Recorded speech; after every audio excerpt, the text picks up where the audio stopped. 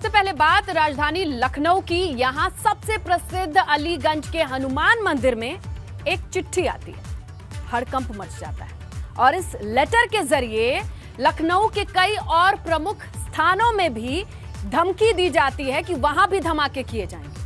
कई बड़े नेताओं के आतंकियों के निशाने पर होने की बात भी कह दी जाती है, धमकी जाती है। लेटर भेजने वाले ने बदले में कुछ दिनों में पकड़े ही गए आतंकियों को छोड़ने की मांग रख दी है। तो क्या है जिहादियों के धमाके वाली धमकी, आप डिटेल से समझिए।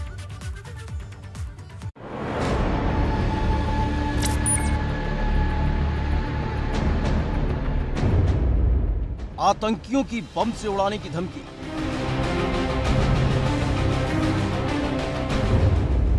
निशाने पर अलीगंज का हनुमान मंदिर। राजधानी लखनऊ में उस वक्त हड़कंप मच गया जब रजिस्ट्रार डाक से भेजा गया एक पत्र नए हनुमान मंदिर के कार्यालय में पढ़ा गया। पत्र में लिखा गया है कि अगर 15 अगस्त से पहले उनके साथियों को रिहा नहीं किया गया तो उसका जिम्मेदार हुकूमत होगी। पत्र में यह भी कहा गया कि राजधानी के बड़े मंदिर और आरएसएस कार्यालय को पहले ही निशाने पर रखा गया है। अल्लाह के पाक नाम पर काफिर हुकूमत के खिलाफ जिहाद का ऐलान। वानरमी व अखलाक आप हजरात को आगाह करता हूँ कि हमारे जिन मुजाहिदों को आपकी हुकूमत की इंतहाई फिरका परस्त सोच की वजह से गिरफ्तार किया गया है, फौरन से पेशतर रिहा कर दिया जाए। हमारी कौम के सब्र का इम्तिहान न लिया जाए। अगर ऐसा न किया गया तो हमें मजबूरन हथियार उठाने पड़ेंगे। उस सूरत में लखनऊ शहर का हर बड़ा मंदिर और आरएसएस दफ्तर हमारे निशाने पर पहले से ही है। पूरे शहर में 10 हिंदू हजरात पर हमारी खास तवज्जो भी है जो कि इस्लाम और मुसलमानों के खिलाफ मुहिम चला रही हैं। हम इन सब के गला रेत कर इन सब को दोजख की आंख में झोंक देंगे और आपकी काफिर पुलिस के जो मुलाजिम बेगुनाह मुसलमानों को फंसाकर जेल भेज रहे हैं उनका भी हिसाब किया जाएगा। हिंदू औरतों के साथ बुरा बर्ताव किया जाएगा। इतना कहर बरपा देंगे कि आपकी हुकूमत हिल जाएगी। पत्र देखकर मंदिर के कर्मचारियों और पुजारियों में हड़कंप मच गया।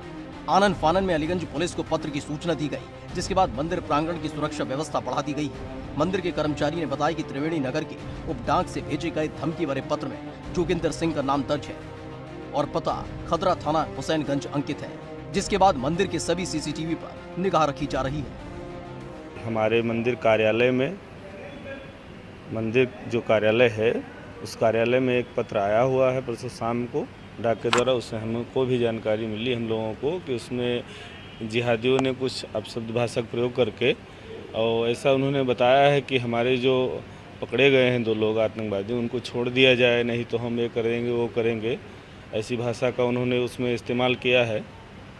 लेकिन इसीलिए उसको उस लेटर की जो जानकारी है पुलिस प्रशासन को मंदिर कार्यालय से दी गई। इसे पुलिस बल कल शाम को भी आया था, सुरक्षा व्यवस्था बढ़ा दी गई है। गिरफ्तार आतंकियों को छोड़ने की मांग। 14 अगस्त तक की दी गई मोहलत। इस धमकी भरे पत्र को लेकर पुलिस भी सतर्क हो गई है और इसकी जांच के लिए विशेष टीमों को लगा दिया गया है। साथ ही लखनऊ के मंदिरों की चौकसी भी बढ़ा दी गई है। मुझे सूचना मिली है कि कुछ प्रमुख मंदिरों पर यदि रजिस्टर्ड डाक प्राप्त हुआ है और उसमें पुलिस की टीमें लगी हैं। सारे बिंदुओं की छानबीन की जा रही है, सत्यता की जानकारी की जा रही है। सामान्यतः श्रावण मास चल रहा है, अतिरिक्त सतर्कता व्यवस्था वैसे भी मंदिरों पर रखी जाती है, सामान्य दिनों में भी उपलब्ध है। इस संदर्भ में पूर्ण सतर्कता रखी जा रही है और जो पत्र प्राप्त हुआ है उसके संदर्भ में गहनता से जाँच की जा रही है। कई टीमें लगी हैं। और तलब है कि मौजूदा वक्त में प्रदेश की पुलिस और सुरक्षा एजेंसियां कई ऐसे मामलों की जांच कर रही हैं जिसमें आतंकियों के मॉड्यूल कनेक्शन भी मिले हैं और कई संदिग्ध आतंकियों को गिरफ्तार भी किया जा चुका है। ऐसे में नाकाम होती साजिशों की वजह से दहशतगर्द लगातार मौका तलाश रहे हैं। हालांकि धमकी में कितनी सच्चाई है और कौन कौन लोग शामिल हैं, पुलिस जल्द ही खुलासे का दावा कर रही है। Bureau report, ABP Ganga. वो खाकी जिस पर सुरक्षा की जिम्मेदारी है, जिसे हम बड़े अदब के साथ देखते हैं।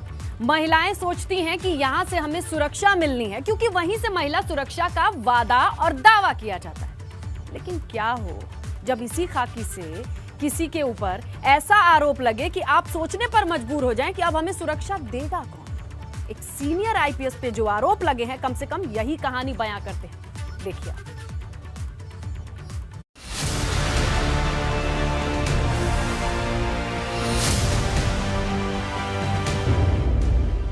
सीनियर आईपीएस पे छेड़छाड़ के आरोप।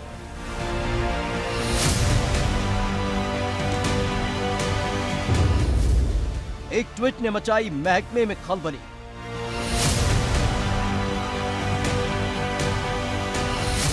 एक तरफ प्रदेश पुलिस के मुख्य अधिकारियों से लेकर मात हतों तक को सभ्यता सिखाने की बात कर रहे हैं, तो वहीं दूसरी तरफ एक सीनियर आईपीएस अधिकारी पर लगे आरोप विभाग के दामन पर छेड़खानी के दाग लगा रहे हैं। आरोप पीएसी आईजी पर है, जिसको लेकर ट्विटर पर एक शख्स ने कई बार ट्वीट कर सीएम से लेकर पुलिस अधिकारियों तक मदद की गुहार लगाई है। आईजी पीएसी बीआर मीणा पर आरोप।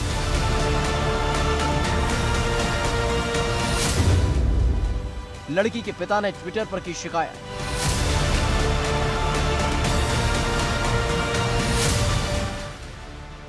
आईजी पीएसी पूर्वी जोन। प्रयागराज बीआर मीणा के खिलाफ गाजियाबाद के एक शख्स के ट्विटर हैंडल से किए गए ट्वीट पर बवाल मचा हुआ है। ट्वीट में आईजी पीएसी पर गंभीर आरोप लगाया गया है, जिसमें कहा गया है कि आईजी पीएसी गाजियाबाद के परिवार की बेटी को परेशान कर रहे हैं। दिन तो दिन रात के वक्त भी उसे फोन कॉल करते हैं और धमकाते हैं, जिससे लड़की मानसिक रूप से परेशान हो चुकी है। गाजियाबाद के रहने वाले ने उत्तर प्रदेश के सीनियर आईपीएस अधिकारी ब्रजराज मीणा पर आरोप लगाया है और ये कहा है कि वे रात को दिन में उनकी बेटी को अलग अलग नंबरों से फ़ोन कर कर परेशान करते हैं। ने एक ट्वीट के माध्यम से ये आरोप लगाए हैं। हम इस समय मौजूद हैं इंदिरापुरम क्षेत्र की उसी सोसाइटी के बाहर जहां पर रहते हैं। हमने से बात करने की कोशिश की तो ने हमसे बात करने से मना कर दिया है।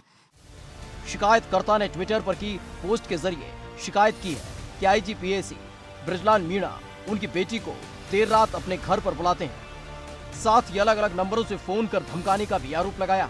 पीड़ित ने डीजीपी के साथ साथ आईएएस और आईपीएस एसोसिएशन को भी ट्वीट में टैग किया है। इस ट्वीट के सामने आने के बाद यूपी पुलिस में हड़कंप मचा हुआ है। डीजीपी ने ट्वीट का संज्ञान लेते हुए एडीजी पीएसी अजय आनंद को मामले की जांच सौंप दी है। छेड़खानी जैसे गंभीर आरोप लगने के बाद आईजी पीएसी पूर्वी जोन बीआर मीणा 29 जुलाई से 1 अगस्त तक छुट्टी पर चले गए। प्रयागराज में उनके ऑफिस में ताला बंद है। वहीं उनके सरकारी आवास पर उनकी पत्नी कंचन राणा मौजूद मिली, लेकिन उन्होंने इस मामले में कुछ भी बोलने से इनकार कर दिया और ऑफ कैमरा उन्होंने ट्वीट को फर्जी बताया है। वहीं गाजियाबाद की जो इंदिरापुरम पुलिस है वो यहाँ से मिलने पहुंची थी, वह उनसे तहरीर प्राप्त करने पहुंची थी, लेकिन ने इंदिरापुरम पुलिस को तहरीर देने से मना कर दिया है। आईजी मीणा की पत्नी के ये भी आरोप है कि जिस व्यक्ति ने ट्वीट कर आरोप लगाए हैं उनसे आईजी मीणा के पारिवारिक संबंध है और दोनों परिवार एक दूसरे को पिछले 25 सालों से जानता है। हालांकि सच्चाई पुलिस जांच के बाद ही सामने आएगी। वहीं जिस तरह के आरोप लगे हैं बीआर मीणा पर, वो अपने आप में काफ़ी चौंकाने वाले हैं, क्योंकि एक सीनियर आईपीएस पर इस तरह के आरोप कहीं ना कहीं पुलिस महकमे को शर्मिंदा करते हैं। हालांकि जो डीजीपी उत्तर प्रदेश हैं मुकुल गोयल, उन्होंने इस पूरे मामले में जांच के आदेश दे दिए हैं। गाजियाबाद से एबीपी गंगा के लिए मैं शक्ति सिंह। एक थ्रेट मैसेज आता है गाजियाबाद के इंजीनियर के बेटी के फोन पर, जिसमें परिवार से पूरे 1 करोड़ की रंगदारी मांगी जाती है। लेकिन जब ये वजह क्या है, इसकी जांच हुई और हकीकत जो सामने आई पूरे परिवार को शर्मिंदा करने पर मजबूर कर दिया। देखिए एक बेटी पर लॉकडाउन भारी 1 करोड़ की नादान रंगदारी क्या है।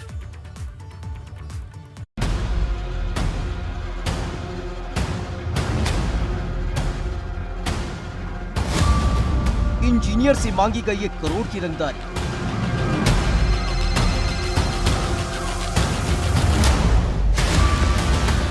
हिलाकर रख देगी रंगदारी की सच्चाई।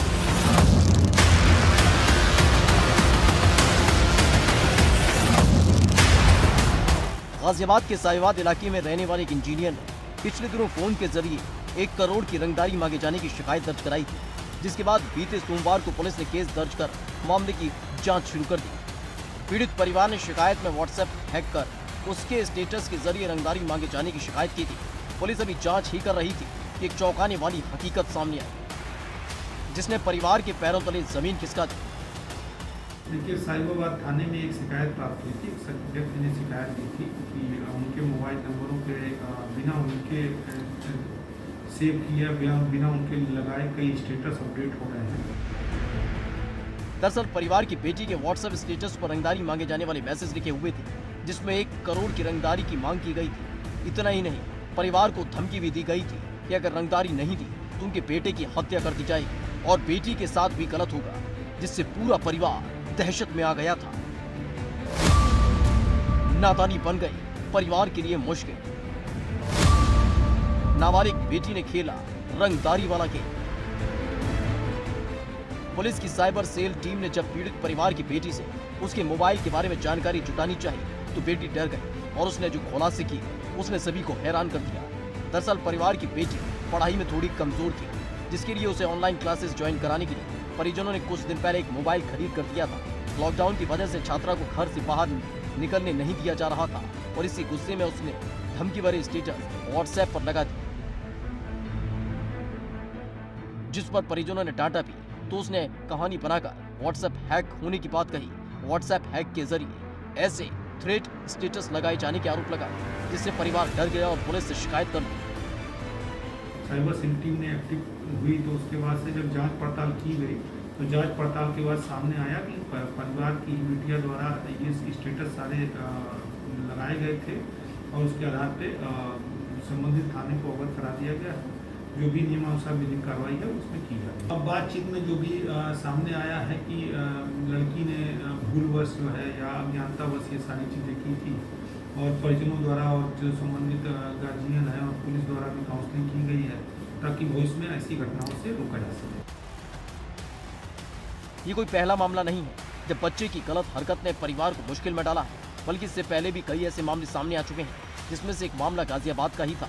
दरअसल कोरोना काल में पढ़ाई को जारी रखने का तरीका ऑनलाइन क्लासेस के रूप में इजाद हुआ है, जिससे बच्चों के हाथों में 24 घंटे मोबाइल रहता है और परिजन उनकी हरकतों पर नजर रख पाने में नाकाम है। यही वजह है कि इस तरह के गंभीर मामले भी अब सामने आने लगे हैं। गाजियाबाद से एबीपी गंगा के लिए शक्ति सिंह की रिपोर्ट। शौक बड़ी चीज है, लेकिन शौक कब लत में बदल जाए पता नहीं चलता। इसीलिए लोग अपने खून पसीने की कमाई पान मसाला में उड़ा देते हैं। लेकिन पान मसाला बेचने वाली कंपनी अपनी कमाई का टैक्स भी नहीं चुकाने का जहमत उठाती। एक ऐसी ही नामी पान मसाला कंपनी ने 1-2 नहीं 400 करोड़ की चोरी की है। 226 करोड़ की हेराफेरी तो पकड़ी गई। देखिए रिपोर्ट।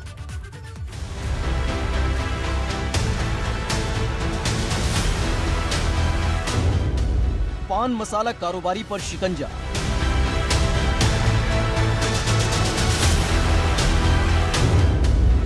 आयकर की बड़ी चोरी का खुलासा।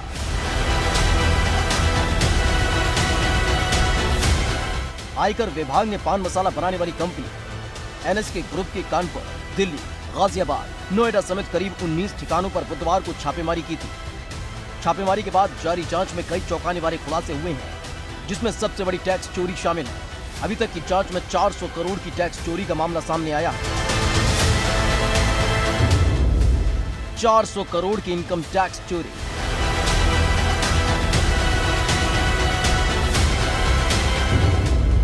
फ्रॉड करने वाली 115 बोगस कंपनी।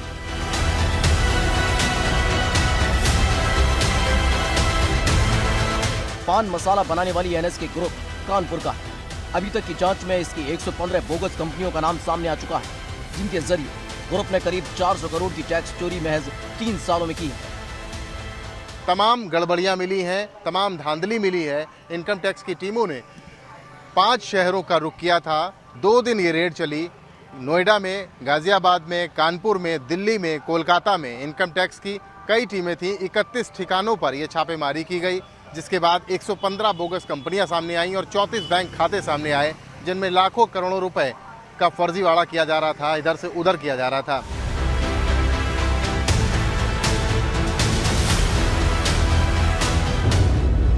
चौंतीस बैंक खातों के जरिए करोड़ों का लेन देन।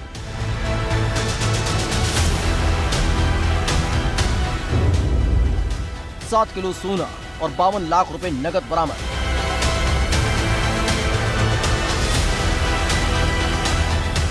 कानपुर, गाजियाबाद, नोएडा, दिल्ली, कोलकाता में की गई छापेमारी में केवल पान मसाला कंपनी ही नहीं बल्कि NSK ग्रुप के रियल एस्टेट बिजनेस पर भी आयकर विभाग की निगरानी रही।